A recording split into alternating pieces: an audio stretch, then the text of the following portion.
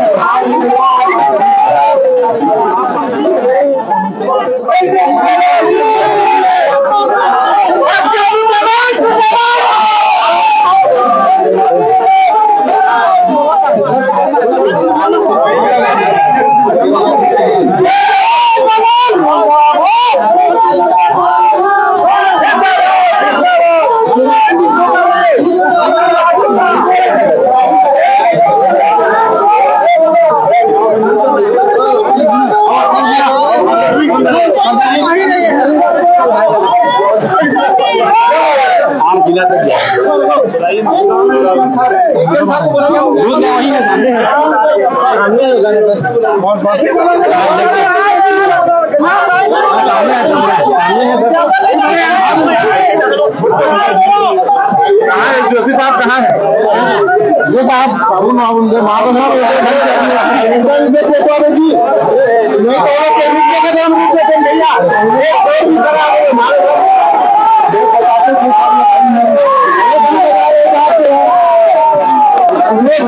उनके वही तोड़ रहा आपने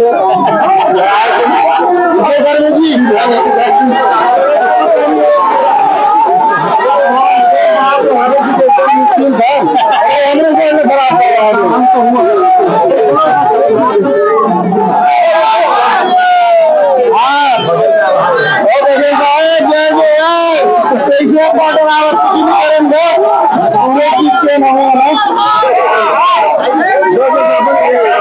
जिला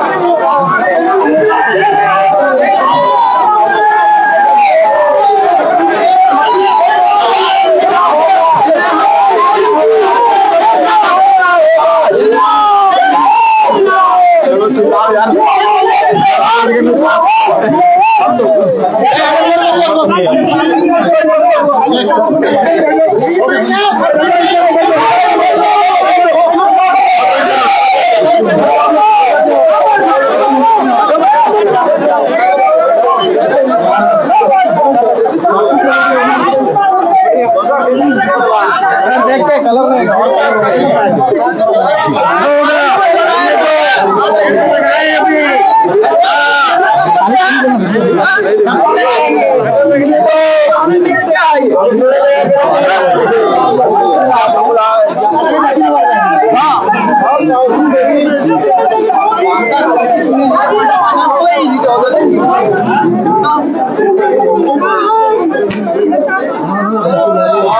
मुंह काला हो गया है,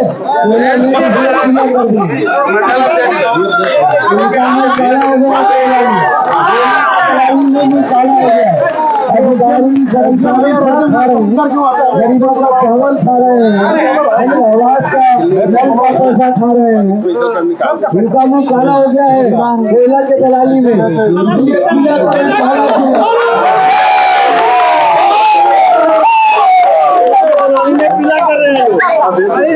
काला पीला माल काला पीला करो, अंदर लगाओ, गरीबों का पैसा खाओ।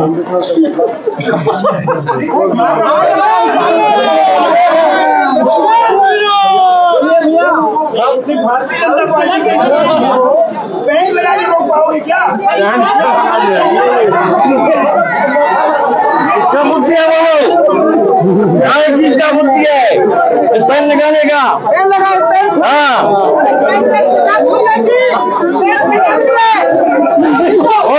डोगरा हमारी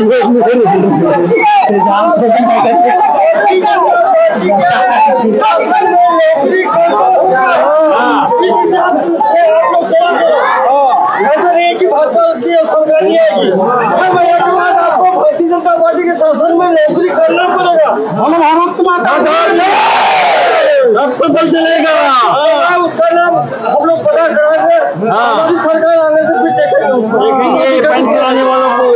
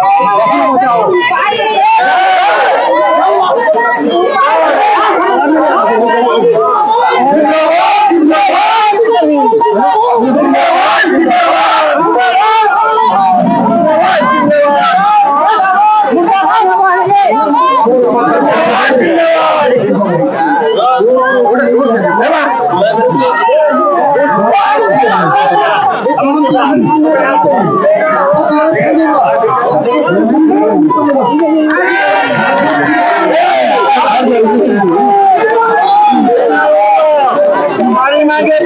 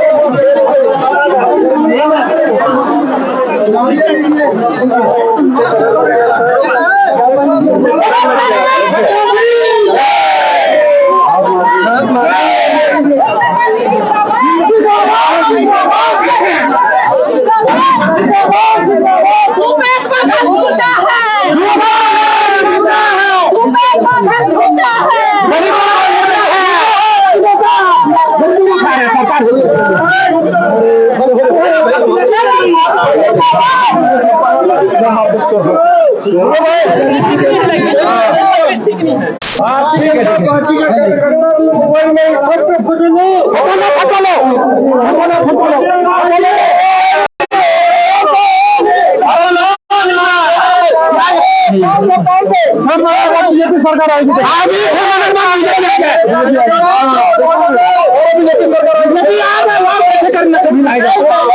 हाँ हो गया तुम्हारा राज करना, तुमको जहाँ पहचान ले नरेंद्र मोदी जिंदाबाद जिंदाबाद कौन है ये सरकार? कौन है एक ही मेरा ये कहना, ठीक है आप गलती मान लीजिए तो चलिए कोई बात नहीं, हम नहीं बोलते भविष्य में ऐसा काम होता सर। ये हम लोगों को सब तरफ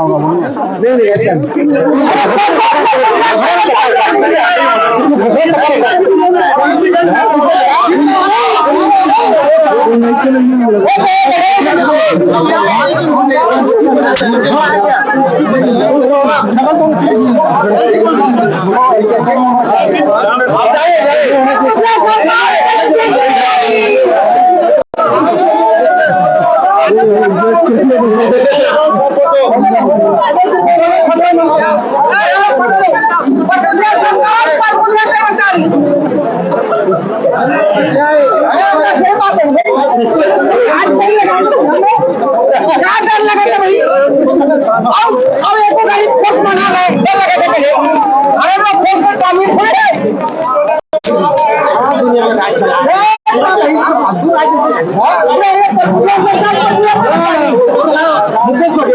अरे तुम्हें डर लगे तो एक गाड़ी बना ले बाहर ले दुनिया के सब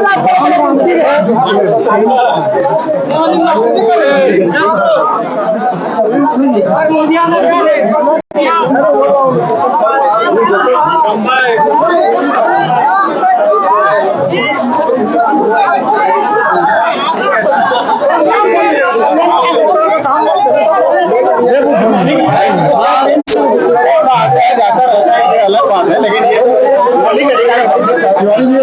नहीं ऐसा नहीं गलत है ना, ऐसा भी करना चाहिए हमको हटना होगा अपना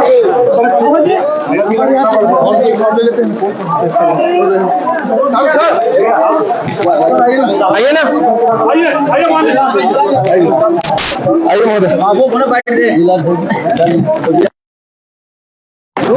आओ बिलाल जी आइए, चालू कर दीजिए,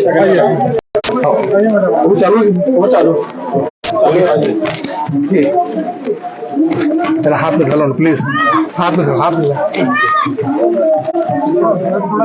सर आज का जो कार्यक्रम था आपका, इसे आप सफल मानते हैं और आपका जो लक्ष्य था उसकी पूर्ति को और आप अग्रसर हैं क्या? पूरी अपार भीड़ है, आप देख रहे हैं किस प्रकार से माताएं बहनें एक सैलाब लेकर के आई हैं, एक स्वतः आई हैं। यह नहीं कि हम जिस तरह से रायपुर में प्रशासन के द्वारा ढुला के ले जाया गया, ऐसा नहीं है। स्वतः अपने गांव से आए हैं, अपने घर से आए हैं, अपना अधिकार मांगने आए हैं। ये बताता है कि परिवर्तन होने वाला है। अब परिवर्तन का समय आ गया है। सर, मैं जानना चाहूंगा कि विपक्ष को पूरी अपनी तरह अपना जो है पूरी तरह से कर्तव्य निर्वाह कर रही है। आप देख रहे हैं विपक्ष अपना पूरा कर्तव्य निर्वाह रही है। अलावा और छत्तीसगढ़ की जनता का जो अभी उन्होंने आवास की चोरी की, हम उनके खिलाफ खड़े हैं। उन्होंने राशन की चोरी की, उसके खिलाफ आगे आंदोलन होगा। और कोयला चोरी तो आप लोगों को पता है कि कोयला चोरी मोड़ कर रहे हैं, कोयला की चोरी। जी मैं इसमें एक सवाल हमारी तरफ से ये था कि आज इतना बड़ा आप लोगों का कार्यक्रम था, विपक्ष का अगर कहा जाए तो इस जिले का सबसे बड़ा हल्ला बोल था एक तरीके से सत्ता पक्ष के खिलाफ में, और जो भी नीतियां हैं सत्ता पक्ष की उसके खिलाफ में। लेकिन आपको ऐसा नहीं लगता है कि कहीं ना कहीं आप लोग मीडिया के बीच में अपनी बात को पहुंचा पाने में नाकाम रहे, जिसकी वजह से आज मीडिया की उपस्थिति यहाँ इतनी नगण्य है? देखिए, विरोध प्रदर्शन करना विरोधी दल का काम है।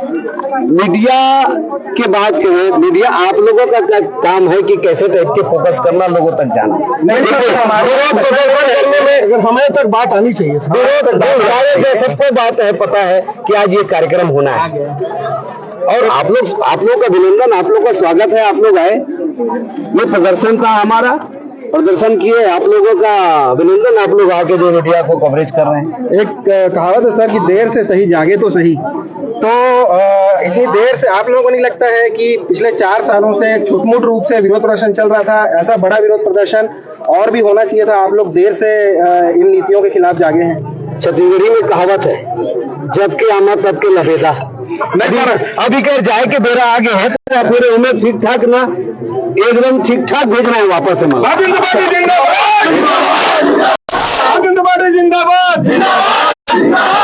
सर, इसको हम आपकी चुनावी जो है तैयारी समझें?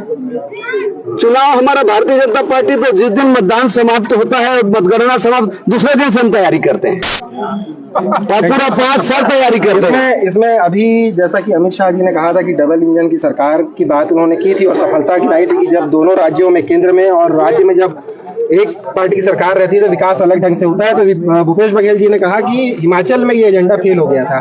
तो आपको नहीं लगता कि भाजपा के पास ऐसे बहुत सारे उदाहरण थे बनाने के, जैसे यूपी का मामला हो या असम का मामला हो, बहुत सारे ऐसे प्रदेश हैं जहां पे बार बार डबल इंजन की सरकार सफलतापूर्वक चल रही है। तो अब तक भारतीय जनता पार्टी ने इस विषय को अच्छे ढंग से क्यों नहीं उठाया है? भारतीय जनता पार्टी समय पर जहां जहां स्थान है बिल्कुल वैसे वैसे उठा रही है, सबको मालूम है। अब कांग्रेस क्या कहती है उसको हमको नहीं जाना है। हमारा राष्ट्रीय नेतृत्व जिस प्रकार से काम कर रहे हैं उस प्रकार से हमारे जो कार्यकर्ता काम कर रहे हैं, और निश्चित रूप से ये परिवर्तन का समय है। सर, आपसे आज देखी गई है कि प्रदेश में जितने भी बड़े आंदोलन हुए हैं उसके लिए केंद्र से जब कोई प्रतिनिधि आए, चाहे वो नड्डा जी का विषय हो, स्मृति ईरानी जी का विषय हो या अभी अमित शाह जी का विषय हो, तभी कोई बड़ा आंदोलन देखने के लिए मिला है। तो प्रदेश स्तर पर ऐसा कोई जनव्यापी आंदोलन क्यों नहीं हो पाया? नहीं, आंदोलन प्रदेश स्तर पर ही हो रहा है, पर हमारे यशस्वी नेतृत्व है राष्ट्रीय स्तर पर, केंद्रीय स्तर पर, और हमारे हर कार्यक्रम में हम अपने राष्ट्रीय नेतृत्व को, हमारे केंद्रीय नेतृत्व को, यशस्वी नेतृत्व को बुलाते हैं, जिससे हमारे कार्यकर्ताओं में और उत्साह का संचार होता है। माननीय अमित शाह जी आए, स्मृति ईरानी जी आए, मोदी जी भी आएंगे। हम सबका एक दायित्व है कि हम भारतीय जनता पार्टी को इस छत्तीसगढ़ में पुनः स्थापित करेंगे। रही बात, आप बोल रहे थे कि हमको क्यों लेट में हम कर रहे हैं ये आंदोलन, कोई भी सरकार बनती है तो उसको समय देना चाहिए काम करने का। भारतीय जनता पार्टी एक जवाबदार विपक्ष के रूप में 2.5 साल तक किसी प्रकार का कोई आंदोलन न करके इस भूपेश बघेल की सरकार को हमने समय दिया, और उसके बाद कोरोना के कार्यकाल में हम निकल नहीं सकते थे। लेकिन जैसे ही कोरोना काल समाप्त हुआ है और 2.5 साल का कार्यकाल उनका पूरा हुआ है और कोरोना काल समाप्त हुआ है, उसके बाद एक से एक बढ़कर के उग्र आंदोलन, हमने युवाओं का हल्ला बोल किया रायपुर में, 1 लाख युवा उपस्थित हुए थे। हमने महिलाओं का हुंकार रैली की बिलासपुर में, उसमें 1 लाख महिलाएं उपस्थित हुई थी। हमने बूथ स्तर के कार्यकर्ताओं का जेपी नड्डा जी के साथ बैठक कराई, सम्मेलन कराया, जिसमें हमारे 35,000 कार्यकर्ता उपस्थित होकर के सम्मेलन में भाग लिए।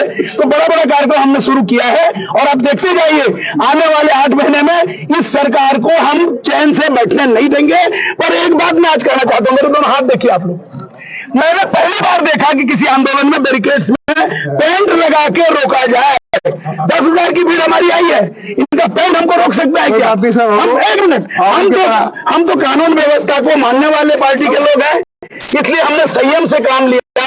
नहीं तो इस प्रकार मैं प्रशासन की इस मूर्खता पर मुझे हंसी आती है कि इस प्रकार का गतिविधि करके कानून व्यवस्था को तोड़ना चाहते हैं। प्रशासन का काम है कानून व्यवस्था को बनाना, पर ऐसा कोई कृत्य नहीं करना चाहिए जिससे कानून व्यवस्था बिगड़े।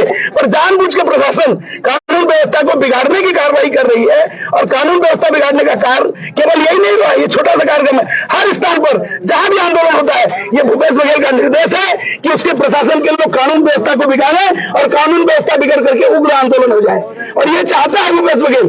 पर हम जानते हैं कि भूपेश बघेल ये छत्तीसगढ़ शांति के टापू है, तुम इसे अशांत करना चाहते हो, हम अशांत नहीं होने देंगे। छत्तीसगढ़ की जनता तुमको इस चुनाव में सबक सिखाएगी।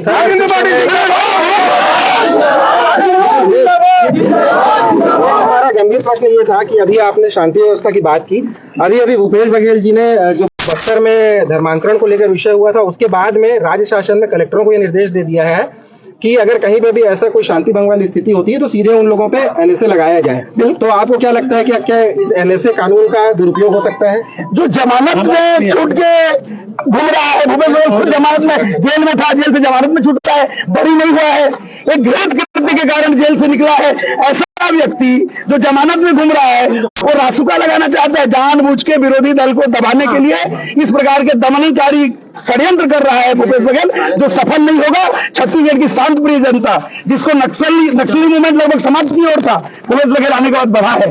इस प्रकार के शांति व्यवस्था के मामले में हम बहुत शांत थे, आज हत्या के मामले में छत्तीसगढ़ सबसे आगे है, आज बलात्कार के मामले में छत्तीसगढ़ सबसे आगे हो रहा है। ये सब जानबूझ करके भूपेश बघेल का कुकृत्य है, जिसे छत्तीसगढ़ की जनता जवाब देगी। मैं आपसे एक सवाल करता हूँ कि मैम ये बेसिक लड़ाई आपने शुरू की है तो केवल आवाज से क्यों?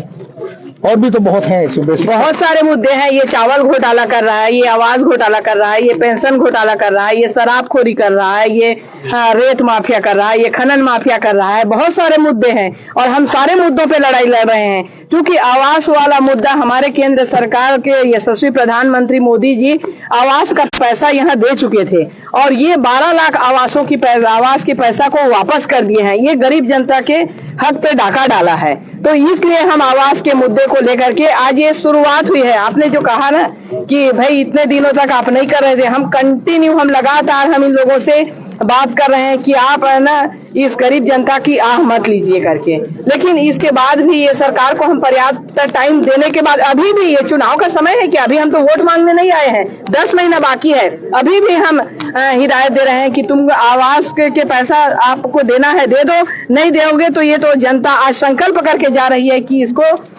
10 महीने बाद उतार के उखाड़ के फेंकेगी और आवास हम दिलाएंगे भारतीय जनता पार्टी के साथ। उसके बाद के जो विधानसभा चुनाव हुए उसमें पूरे जिले में भारतीय जनता पार्टी का सूबा साफ हो गया था, और कहा जाए तो बहुत अधिक वोटों से भारतीय जनता पार्टी लगभग सारे सीटों पे हारी थी। आगामी चुनाव में आपको किस परिणाम की अपेक्षा है? देखिए 2003 में भी कांग्रेस के सरकार के बाद ना बहुत अच्छे वोटों से भारतीय जनता पार्टी की सरकार बनी थी। तब कांग्रेस का सरकार था, तब भी बना था। आज भी कांग्रेस का सरकार है, उसके बावजूद भी हम 110% आपको श्योर करते हैं कि ये जो इसका 4 साल के भ्रष्टाचार और कृत्य को देख के आज आम पब्लिक में ये उत्सुकता जाग चुकी है कि इस सरकार से हम ठगे गए हैं, छले गए हैं। और आप 2023 में देखिएगा कि यहाँ पे भरपूर मतों से भारतीय जनता पार्टी की सरकार है।